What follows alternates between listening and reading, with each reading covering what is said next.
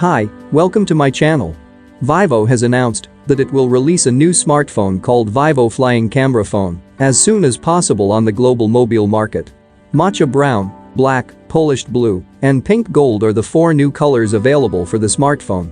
If you're looking for a high-performance Nokia smartphone in the local market, first, look at the Flying Camera Phone 2022 release date, price, specifications, and features.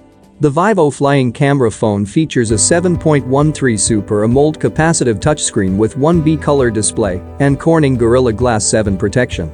Like the Vivo V25 Pro 5G, it includes a strong Qualcomm Snapdragon CPU with 12GB RAM and 256 512GB ROM, which is enough to run Android 12 version. Vivo's upcoming flagship Vivo Flying Camera Phone is powered by a Li Polymer 8000 mAh removable battery and features a triple 200MP plus 32MP plus 16MP back camera as well as a 64MP selfie camera with flashlight. It contains two SIM cards, each of which supports GSM, 3G, HSPA+, LTE, and 5G technology.